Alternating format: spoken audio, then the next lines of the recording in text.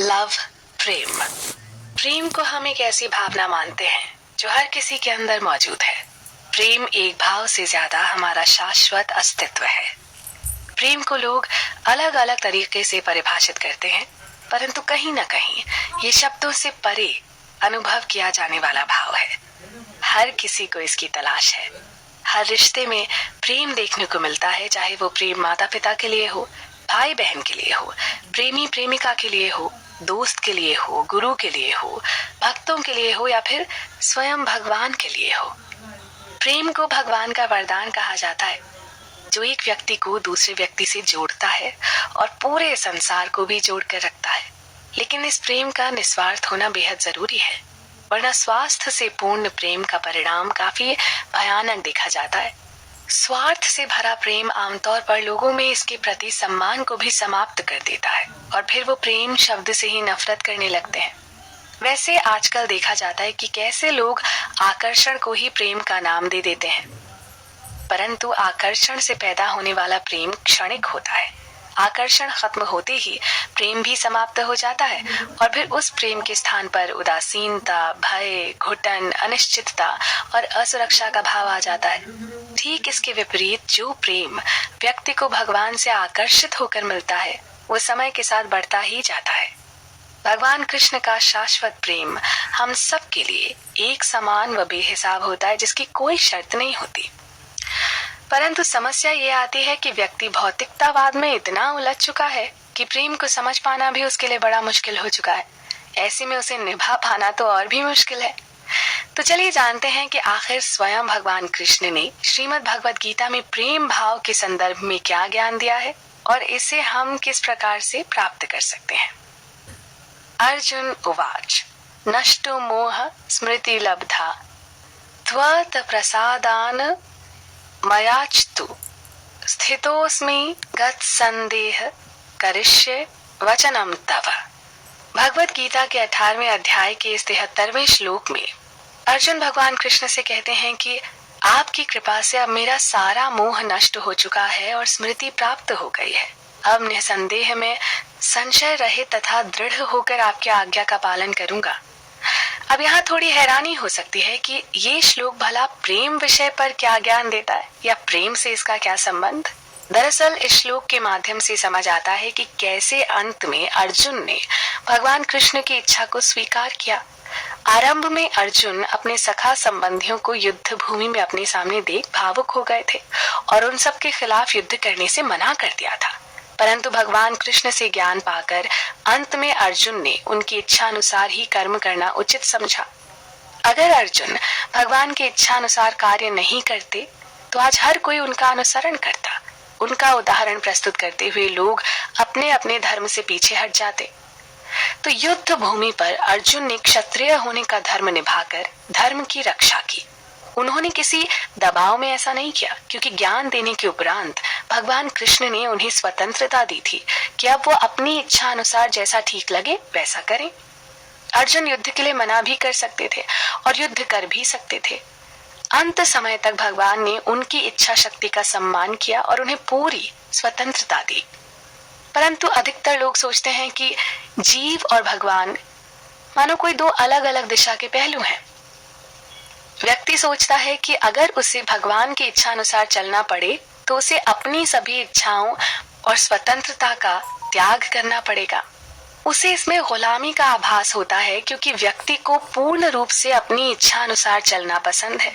इसी कारण अधिकतर लोग भगवान के प्रति खुद को समर्पित करने से डरते हैं। उन्हें अपनी इच्छाओं को मारने का डर सताता है।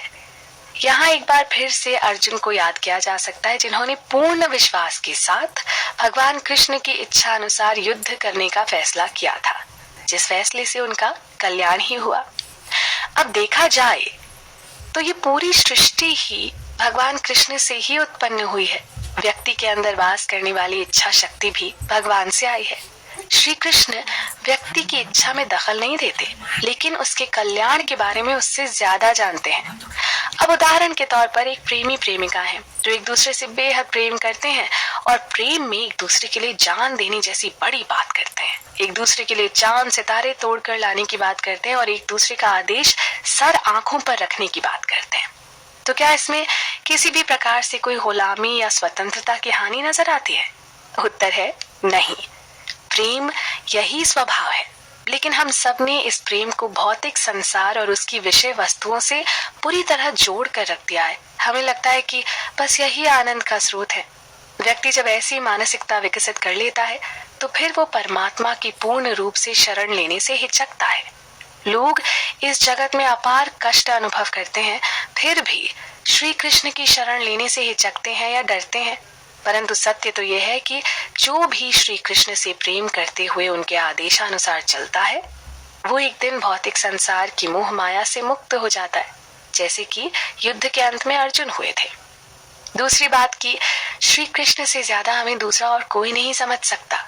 व्यक्ति इस भौतिक जगत और माया के बंधन में है, लेकिन वो अपने आप को स्वतंत्र समझने की भूल करता है। वो भूल करता है कि मैं अपनी इच्छा से जो मर्जी करके आनंद प्राप्त कर सकता हूँ।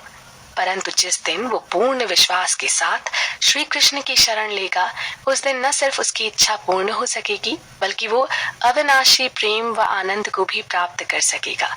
साथ ही समझ सकेगा कि जिनकी शरण लेने से वो अब तक हिचकता आया था, वही उसके वास्तविक शुभ चिंतक थे और हमेशा रहेंगे। यज् ज्ञात्वा न पुनर्मोहिमेवम् यास्यसि पांडव येन भूतान्य शेषेण दक्ष स्यात्म नयथो मयि।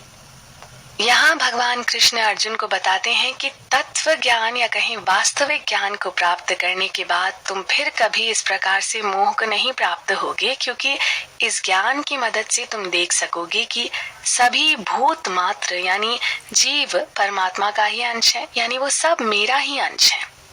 अब प्रेम भाव के संदर्भ में इस श्लोक को समझें तो श्लोक में मोह शब्द का प्रयोग हुआ है। हम सब या कहीं अधिकतर लोग भौतिक जगत की मोह माया में बुरी तरह फंसे हुए हैं।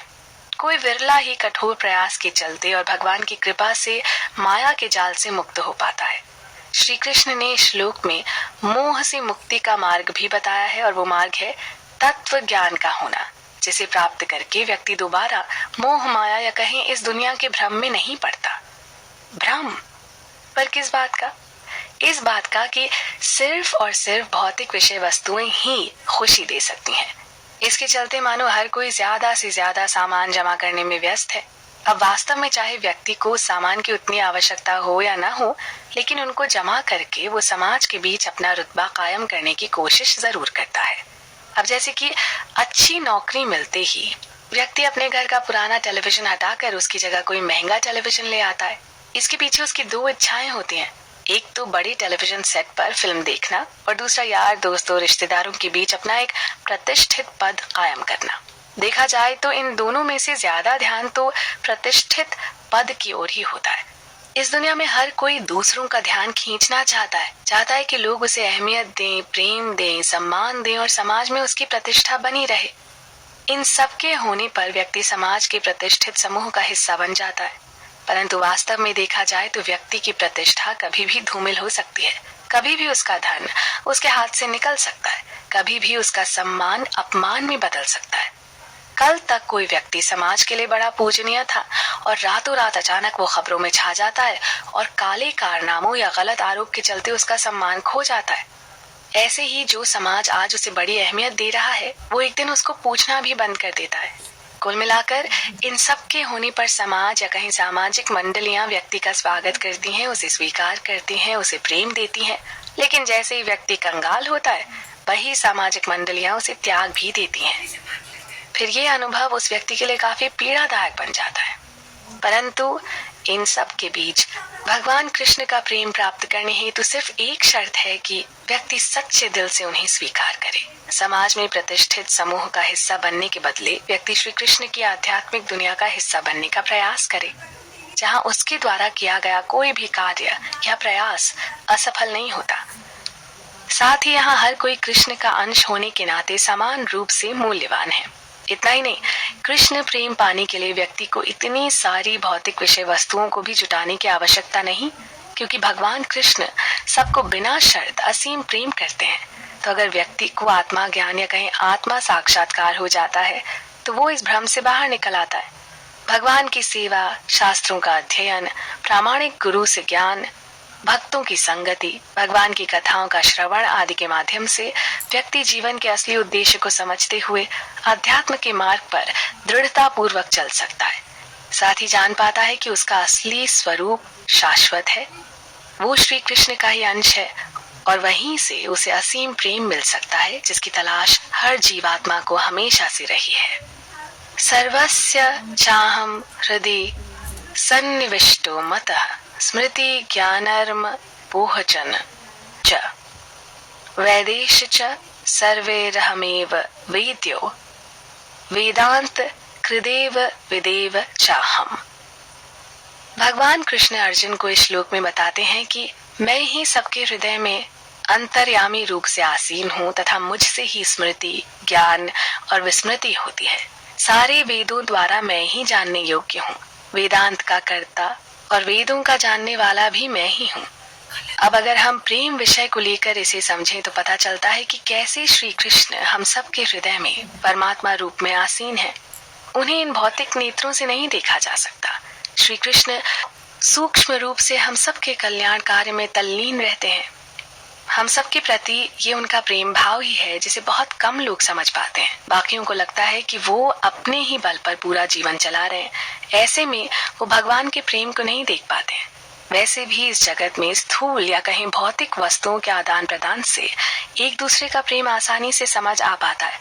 इसके पीछे कारण है कि व्यक्ति जिसे पसंद करता है या प्रेम करता है उसे महंगे उपहार देना, घुमाने फिराने ले जाना, प्यार में गले लगा लेना, इस प्रकार के अन्य कार्य एक प्रकार से प्रत्यक्ष प्रमाण का काम करते हैं जिसके आधार पर सामने वाला व्यक्ति भी जल्दी उसके प्रेम को समझ पाता है।